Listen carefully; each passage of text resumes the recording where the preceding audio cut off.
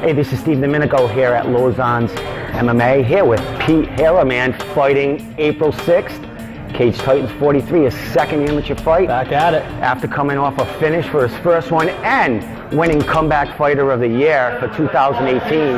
Man, how you feeling, buddy, and how's it feel to get back in there? I'm excited to get back in there. I'm hoping it's not going to be Comeback of the Year again. Hopefully it's something a little bit better, Knockout of the Year, Submission of the Year, something like that. So I'm excited. You had the fans on your feet that whole fight. You know, Lauzon's a big camp that fights at Cage Titans, has a lot of fighters there. Dude, how'd it feel to, you know, finish that fight after, you know, digging deep to get that win? Yeah, I mean, truth be told, I got hit. I was in on a single, and I had one of my buddies, Dom Salvatore. He's probably not going to watch this, but I was like, man, if I lose this, the amount of shit he's going to talk to me, I got to come back and win this fight. Weird what goes through your mind in that moment, but I'm back at it. You know, it was you had to dig deep. And I was watching the Joe Rogan podcast with Usman, and he's talking about how when you're wrestling, you can be out of it, but you just got that muscle memory. And I was just like, I just got to get to a leg, hang on a leg, and I was thankful enough to pull it out. Well, being your first amateur fight, you showed a lot of adversity, yeah. Winning an award. And you talked about, you know, you don't want your next award to be the same, but you were nominated for Fight of the Year, and you were in that category too. What did you take from that fight that's going to lead you into your second amateur fight? Yeah, I mean, I was nominated for Fight of the Year, won Comeback of the Year. Some people had told me after the fight, man, that was the most exciting fight I'd ever seen, which is just cool. And from what that I learned is I can take a punch, don't really want to, but, you know, I'm not afraid to get hit, and, you know, it demystified it. I know what it's like to be in there now. I know what the sensation's like. I know the rush. So I'm hoping it'll smooth sailing into the next one, knowing what I got to do. Excellent. Well, you come from a great camp, Lauzon's. Fighters going to the UFC, fighters active in the UFC. How's it feel to have this major camp behind you so young in your career?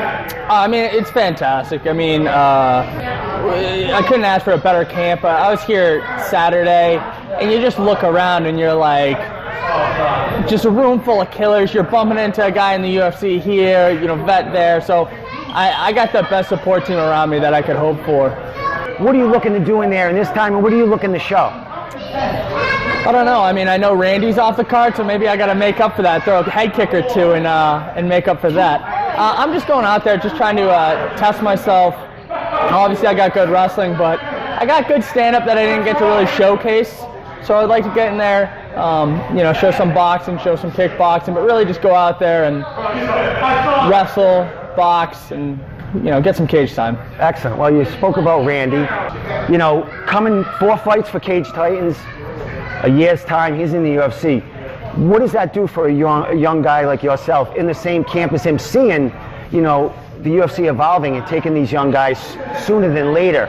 You know, does that really pump you up for the future? Yeah, I mean, it just goes to show. Manny, you know, another local guy made it to the UFC. Randy made it on 4 fights. And if you're looking more historically, guys like Weidman, Garbrandt, Max Holloway all made it in on 4 fights, and those guys are pretty prominent fighters. So you can get stuff done quicker in this this fight game than, say, boxing in years past, where Mike Tyson was whatever 19-0 before he got his first title shot. So it's really cool. It shows if you put the time in and you can, you know, shake up the water early, you can go far pretty quick.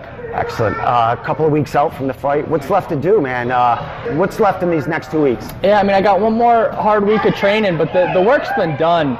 And it's not just this fight camp. It was the year leading up to it, the year and a half, whatever it's been since I've been at Lauzon, the years of wrestling before that. So it just keeps my mindset saying, you know, you want to just jam so much more, and I want to clean this up, I want to get this done. But the work's predominantly done now. It's just staying healthy, getting your mind right, and just enjoying the ride while it's still going on. Excellent, my man. Well, you know, as a young amateur, social media is huge for you guys now. You got tickets to sell, man. Throw your social media out there so we can, you know, have a full crowd there for you. Yeah, Pete Heiler, H-A-I-L-E-R. You can find me on Instagram. Feel free to DM me. Girls, especially DM me.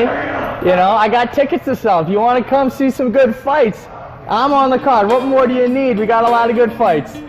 Excellent. Well, you heard it here, man. Young amateur going in for a second amateur win. Middleweight fighting Cage Titans, April 6th. the always sexy 185 pounds of steel and sex appeal. All right, my man. Pete Haler coming at you in a couple of weeks. We out.